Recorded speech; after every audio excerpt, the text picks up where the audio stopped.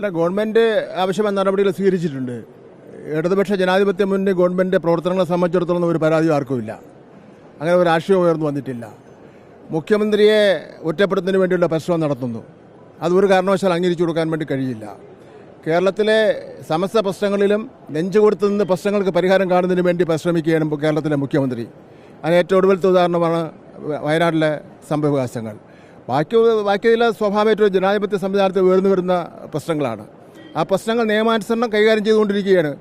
ഇപ്പോൾ Hema committee report അത് നിയമാനുസരണം കൈകാര്യം ചെയ്യുന്നു. 2 അൻവർ വെളിപ്പെടുത്തിയ കാര്യങ്ങളെ സംബന്ധിച്ചോളം അത് കൈകാര്യം ചെയ്യുകയാണ് നിയമാനുസരണം.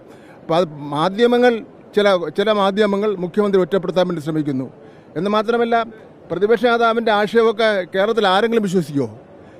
RSSകാർ തലയ്ക്ക് വില പറഞ്ഞ ആളാണ് പിണറായി വിജയൻ എന്ന് പറഞ്ഞ ആൾ. അങ്ങനെ ഉള്ള ഒരു വ്യക്തിയെ സംബന്ധിച്ചിടത്തോളം RSSമായിട്ട് ബന്ധമുണ്ടെന്ന് പറഞ്ഞാൽ കേരളത്തിലെ ഒരു മനുഷ്യൻ പോലും വിശ്വസിക്കാൻ വേണ്ടി പോകുന്നില്ല. വിരോധമുണ്ടെന്ന് വിചാരിച്ചിട്ട് എന്തും വിളിച്ചു പറയുന്ന ഒരു രീതി പ്രതിപക്ഷ നേതാവ് ഉപേക്ഷിക്കുന്നതായിരിക്കും നല്ലത്. അൻവർ പറഞ്ഞ കാര്യങ്ങളെ സംബന്ധിച്ചിടത്തോളം നടപടി സ്വീകരിച്ചിട്ടുണ്ടല്ലോ. മാധ്യമങ്ങൾക്ക് നിങ്ങൾക്കേറെ വിഷമിക്കേണ്ട കാര്യമില്ല. അതിൽ മനഃപൂർവ്വം ബോധപൂർവ്വം നിലപാടെടുക്കുന്ന മാധ്യമങ്ങളെ സംബന്ധിച്ചോളം പറയുന്നത് മാത്രമേ ഉള്ളൂ. ADGPക്കെതിരായിട്ട് വന്നിട്ടുള്ള കാര്യങ്ങളെ സംബന്ധിച്ചോളം അന്വേഷിക്കാൻ വേണ്ടി അന്തസ്സായി തീരുമാനിച്ചിട്ടുണ്ട്. ആ അന്വേഷണം വരട്ടെ, തീരുമാനിക്കാം. അതൊക്കെ ഒരു അന്വേഷണത്തിൽ നിന്ന് തെളിയുന്ന കാര്യങ്ങളാണ്. അല്ല ഒറ്റയടിക്ക് ഒരു പത്രക്കാരോട് പറയേണ്ട കാര്യങ്ങളല്ല. അന്വേഷണത്തിൽ തെളിയും, വരട്ടെ, നമുക്ക് കാത്തിരിക്കാം. അല്ല, അങ്ങേപോലെ സീനിയർ നേതാവാണ്. അങ്ങേക്ക് പി ശശിയൊക്കെ അറിയാമല്ലോ. പി ശശി എത്രയോ നാള് പ്രവർത്തന പരിചയമുള്ള ആളാണ്. അദ്ദേഹത്തെ ഒന്നും ആലോചിക്കാതെ പാർട്ടി എടുത്ത് വെക്കുക. തീരുമാനങ്ങൾ വരട്ടെ.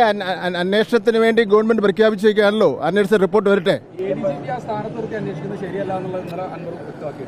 അല്ലാതെ അൻവറിന്റെ അഭിപ്രായം, ഗവൺമെന്റ് അഭിപ്രായം ഗവൺമെന്റ് പറഞ്ഞു കഴിഞ്ഞു. നഗരത്തിൽ മണിമന്ദിരം കൊട്ടാരമൊക്കെ കെട്ടിപ്പോക്കുന്നതായിട്ട് വല്ല സൂചനയുണ്ട്?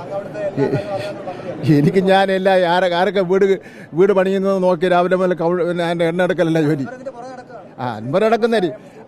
അൻവർ നടക്കുന്നു. എനിക്ക് ആരെല്ലാം വീട് വയ്ക്കുന്നു, പുതിയ വീട് വയ്ക്കുന്നു, പഴയ വീട് വയ്ക്കുന്നു, ആരെല്ലാം പുതിയ വീട് മിനുക്കുന്നു നോക്കലല്ല എൻ്റെ പണിയെന്ന് പറഞ്ഞാൽ. എൻ്റെ പണി വേറെയാണ്, ഞാൻ ചെയ്യുന്നുണ്ട്. അത് സൈബർ ലോകം തീരുമാനിക്കട്ടെ.